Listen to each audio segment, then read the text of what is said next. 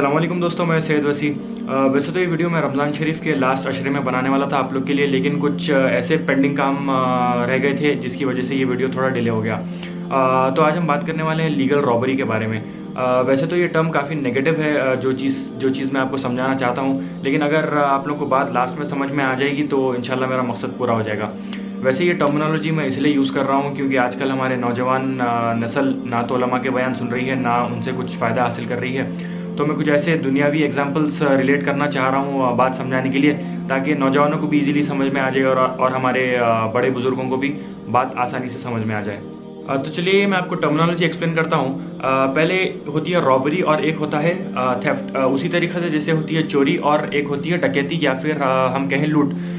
तो अगर कोई इंसान 500, 1000, 1500 की चोरी करे और कोई इंसान 5 लाख, 10 लाख या 50 लाख की चोरी करे, तो इसमें फ़र्क इतना है कि इंटेंसिटी का फ़र्क है। एक छोटी अमाउंट की हुई चोरी और बड़े अमाउंट की हुई डकैती या फिर लूट हम जिसको कहते हैं।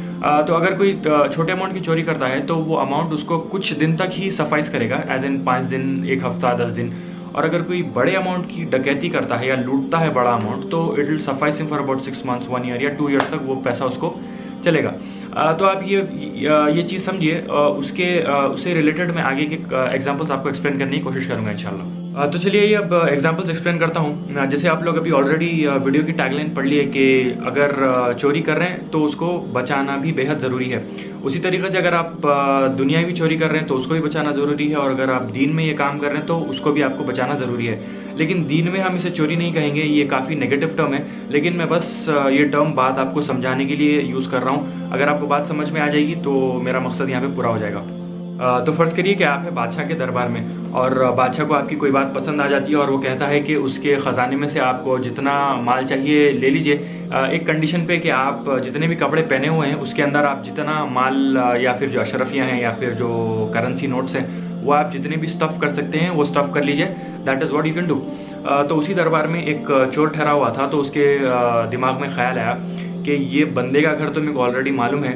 मैं काम करता हूँ, रात के अंधेरे में जाता हूँ और इसको नाइफ़ के यानी चाकू के ज़ोर पे इसकी पूरी जो भी ये दौलत जो भी यहाँ से ये लेके जा रहा है वो पूरी रातों रात में इसे लूट के चले जाऊँगा और किसी को मालूम भी नहीं पड़ेगा।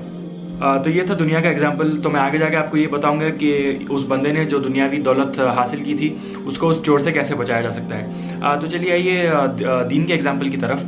अब जैसे कि हम इंसानों के लिए अल्लाह रब्बुल इज़्ज़त ने तौबा का दरवाज़ा भी बंद नहीं किया है।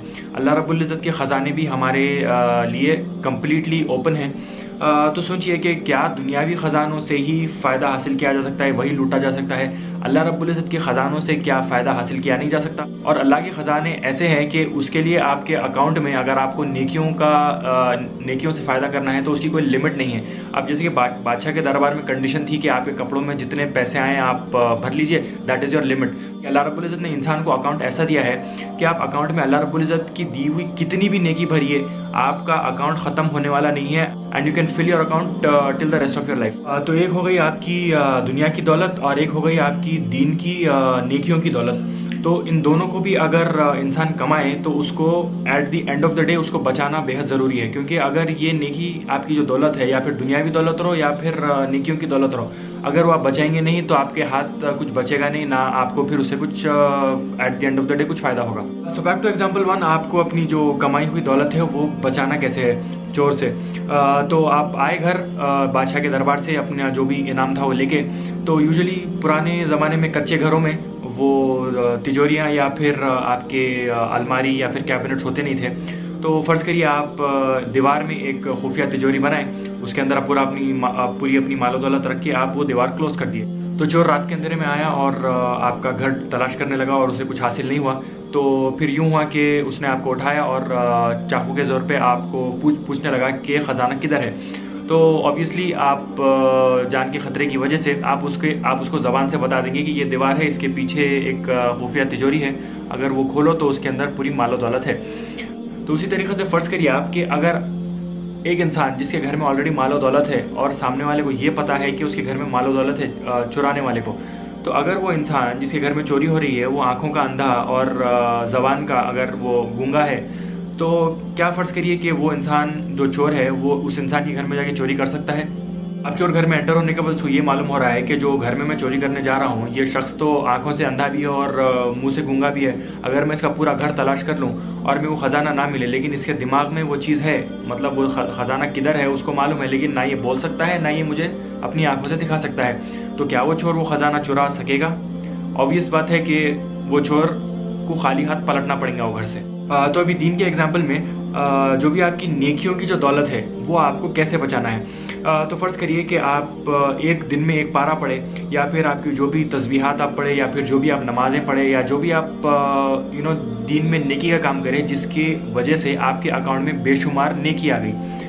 तो ये नेकियों के पीछे इसको ज़ाया करवाने के लिए एक शैतान हमेशा आपके पीछे मौजूद होता है। तो जो भी आप दिन में नेकी करते हैं वो रात में आप सोने से पहले शैतान का काम ये होता है कि वो उसको किसी ना किसी तरीक़े से ज़ाया करवा दे।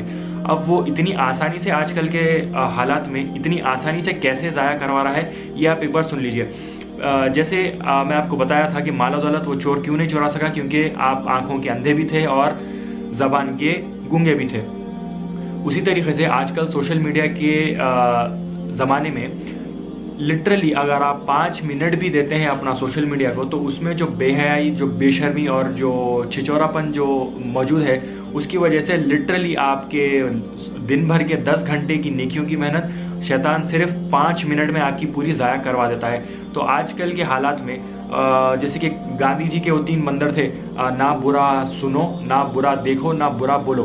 तो अगर ये 3 चीज़ आपकी महफूज हो जाए, कान, आपके आँख और आपकी ज़बान, ये 3 चीज़ अगर आज के हालात से महफूज हो गए तो आपकी जो दिन भर की जो नेकियों की दौलत है वो महफूज होगी। जैसे आप सल्लल्लाहु अलैहि वसल्लम ने अपनी एक हदीस शरीफ में बताया था कि तुम मुझे अपने 2 जबड़ों के बीच में जो है आपकी ज़बान और 2 टांगों के बीच में जो आपकी शर्मगाह है उसकी ज़मानत दे दो तो मैं आपको जन्नत की ज़मानत देता हूँ। ये कितनी बड़ी बात है देखिए। तो उसमें आपके ज़बान का भी एकदम बड़ा किरदार है, क्योंकि ज़बान चुगली भी करती है, ग़ीबत भी करती है, लोगों के ऊपर बहतान भी लगाती है, गाली गलौज भी करती है, छिछोरे अल्फाज भी बोलती है। तो ये सब चीज़ों की इस्लाम में कोई भी हैसियत ही नहीं है। तो जितना हो सके सोशल मीडिया से बचिए, अपने आँखों को ये सब चीज़ों से बचाने की कोशिश करिए, अपने कानों को गंदी चीज़ें सुनने से बचाने की कोशिश करिए, और अपनी ज़बान को भी जितना हो सके उतना पाकीज़ा रखने की कोशिश करिए। क्योंकि अगर आपकी ये 3 चीज़ें अगर महफूज हो जाएंगे तो इंशाल्लाह आपकी नेकियां भी महफूज हो जाएंगी इंशाल्लाह। तो देखिए इस वीडियो का फाइनल वर्डिक्ट, आपके नेकियों के अकाउंट को आप एक